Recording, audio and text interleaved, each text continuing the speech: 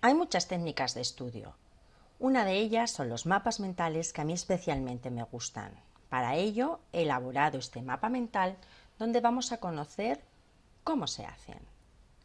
En primer lugar, veremos qué es un mapa mental. A continuación, para qué sirve, qué necesitamos, cómo lo podemos elaborar, estilos de aprendizaje que influyen en la forma en la que tenemos de aprender y por último veremos un ejemplo escrito de cómo elaborar un mapa mental. Comenzamos con la primera rama. ¿Qué es un mapa mental? Pues es una forma de organizar la información, de relacionar ideas y el autor que comenzó a desarrollarlos fue Tony Buzan. ¿Para qué sirve un mapa mental? Especialmente para estudiar de forma más rápida y eficaz. También nos sirve para mejorar la atención. Mientras elaboramos su diseño, lo vamos coloreando, nuestro foco se centra. La concentración también se ve beneficiada, especialmente mientras vamos introduciendo dibujos que lo van enriqueciendo. La memoria va a mejorar. Recordar las asociaciones que estamos haciendo mediante colores, dibujos e ideas va a repercutir en que nos acordemos muchísimo mejor a la hora de hacer un examen. También la organización del pensamiento se va a ver beneficiada. Vamos a poder estructurar nuestras ideas y también las que hay dentro de un libro. La creatividad se va a ver beneficiada, especialmente con los dibujos que vamos a realizar, aunque al principio cuesta. También nos va a servir para tomar apuntes y para planificar una compra, cumpleaños, todo aquello en lo que pensemos podemos plasmarlo en un mapa mental. ¿Qué necesitamos? Bueno, pues un mapa mental podemos hacerlo en papel o podemos hacerlo en el ordenador. En papel necesitamos hojas. A mí me gusta mucho utilizar el formato A3 y hacer el mapa mental sobre una carilla. Colores son fundamentales para darle vida y las ventajas de hacerlo en papel es que en cualquier momento o lugar nos podemos poner a ello. Además, es fantástico para hacer un borrador inicial. Hacer dibujos, colorearlo, va a centrar nuestra atención y mejorar nuestra concentración, que va a repercutir en nuestra memoria, también en nuestra creatividad y sobre todo en la destreza psicomotriz haciendo esos dibujos. Podemos hacerlos también en el ordenador.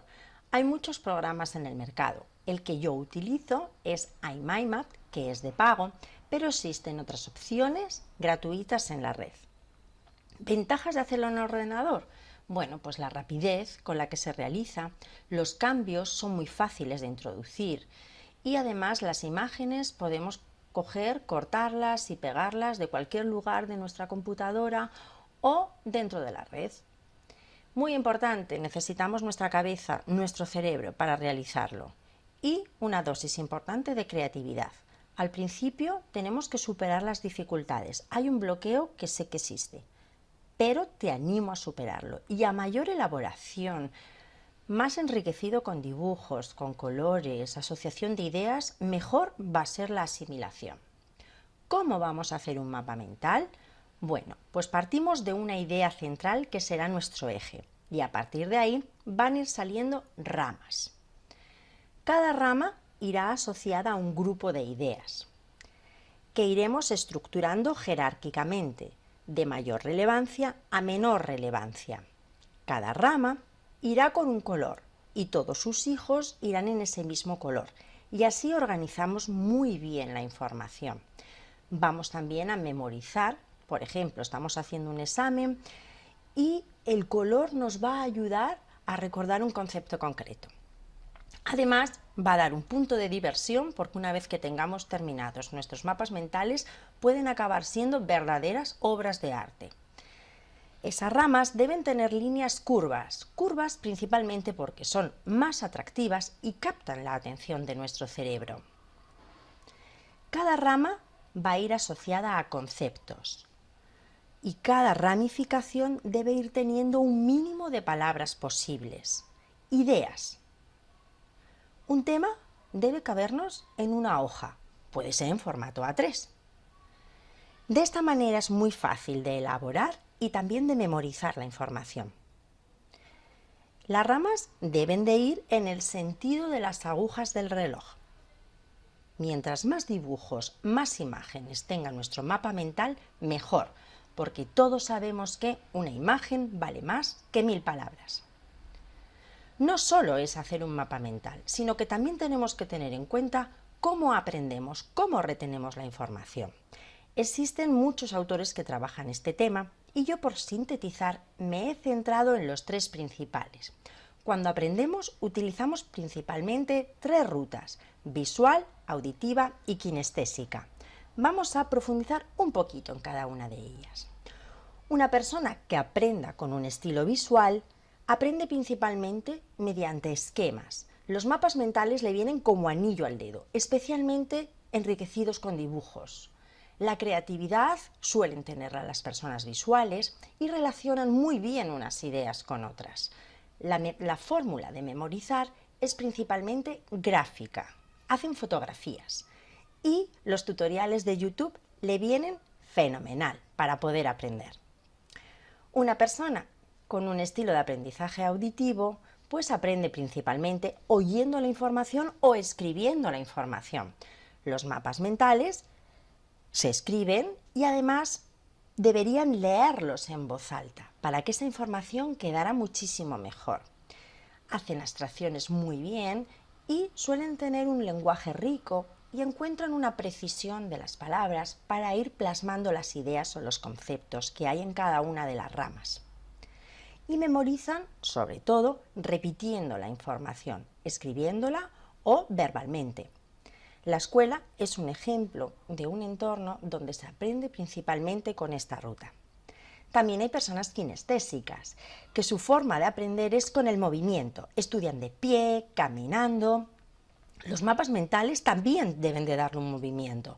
A la hora de realizarlos, a la hora de estudiarlos, pues se pueden ir siguiendo con el dedo, recreándose con los colores, con los dibujos. El tipo de materiales es importante para las personas kinestésicas, por ejemplo, probar a hacer un mapa mental en un papel satinado, en papel reciclado, combinar ceras, rotuladores, incluso acuarelas. Y memorizan principalmente con la práctica, con la experimentación. Les gusta tocar, ver lo que están haciendo. Todos tenemos un estilo predominante, pero eso no significa que no podamos usar el resto. Debemos hacerlo. Mientras más vías pongamos en práctica a la hora de estudiar, mejor será nuestra asimilación. Y por último, vamos a ver un ejemplo de cómo hacer un mapa mental a mano. Va a ser un mapa mental sobre las estaciones del año. Te invito a que pares el vídeo, pienses en las estaciones del año y, con lo que he ido comentando hasta ahora, elabores un mapa mental. Después continúes con el vídeo y veas si coincide o no con lo que yo voy a hacer con las estaciones del año. No hay nada que esté bien o esté mal, solamente es plasmar ideas y cada cerebro las plasma de una manera, pero trabajando sobre ello iremos mejorando.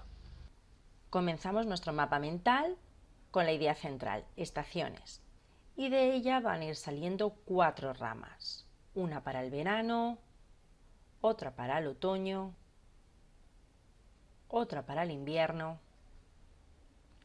y una última para la primavera, cada una de ellas con un color diferente. He pensado que podíamos poner, por ejemplo, las fechas. En el hemisferio norte el verano comienza pues el 21 de junio y finaliza el 21 de septiembre. También podemos poner algo sobre las festividades propias de cada estación, sobre todo las supervacaciones del verano y esos viajes que hacemos para ver a la familia. El clima es algo que podríamos incorporar, calor en verano, y las comidas. A mí me gusta mucho el gazpacho y a mis hijos les encantan los helados. Este mismo modelo lo vamos a ir replicando en todas las ramas. Así es muchísimo más fácil después, si estamos estudiando y haciendo un tema, recordar la información. Con lo cual, esas 4 subramas que van saliendo de las principales las iremos planteando en todas. Y así también resulta muchísimo más fácil completar el mapa mental. Una vez que ya hemos finalizado con todas las ramas, vamos a comenzar a introducir los dibujos y pensamos en algo representativo, un sol para el verano, hojas que se caen en otoño, un muñeco de nieve para el invierno y una flor para la primavera. Y podemos ir dándole color para que así vaya tomando forma nuestro mapa mental. También le vamos a ir dando color a las ramas. Yo en este caso se lo he dado a las principales, pero también podríamos seguir dándole color a cada uno de los hijos. Luego es el momento de ir introduciendo dibujos. A medida que vamos repasando un mapa mental, podemos ir metiendo más y más dibujos. Comienzo con algo sencillo, planteándolo, y una vez que está ya más o menos montado, será cuando comencemos a ir dándole color. Lo importante es ir haciendo a medida que vamos estudiando para que nuestra concentración esté siempre en el mapa mental. A medida que le vamos dando color, podemos ir viendo cómo va quedando muy bonito y se van pareciendo a esas obras de arte de las que yo hablaba antes. Y nuestra creatividad se pone sobre la mesa. El frío, la sopa, los regalos, los penitentes en la primavera, las fresas. Una vez que ya más o menos está planteado, podemos ir reforzando las ideas principales. Estaciones lo vamos a ir repasando para que se vea claramente qué es la idea y el eje central, y lo mismo podemos ir haciendo con las ramas principales que van apareciendo y repasando cada una de las estaciones. Y este sería nuestro resultado final. ¿Se parece al tuyo? Aprovechando que vinieron a casa unos amigos de mis hijos, les pedí que se sentaran y que me hicieran unos mapas mentales de las estaciones. Y estos son los resultados. Alicia, con 5 años y medio, nos presenta la idea central, estaciones y las 4 con sus dibujos más representativos, y el material que elige para darle color son las acuarelas. Eduardo entra en mayor profundidad, tiene ya 9 años y nos puede expresar y mostrar ya más conocimiento que tiene sobre las estaciones. Guille, con 9 años, nos hace este mapa muy claro, ahondando en las ideas principales de cada una de las estaciones. Él este curso lo estuvo trabajando con su seño en clase. Emilio, con 14 años, ya vemos cómo hace un desarrollo más exhaustivo, dándole mayor importancia a las ideas de cada una de las estaciones. Y por último, Luisa, con 2 años y medio, quiso hacer el mapa. El aprendizaje por observación, por imitación, es importantísimo. Todos estaban sentados y ella tenía que sentarse también. Y nos hace, bueno, pues se ve un amago de idea central y de algo alrededor que hay que ir escribiendo. Y este otro es el mapa mental que vamos a ver en el próximo vídeo, donde cogeré un tema, la unidad didáctica, la materia y la energía, e iremos paso a paso viendo cómo lo haríamos para ponernos en situación de estudio real. No te lo pierdas.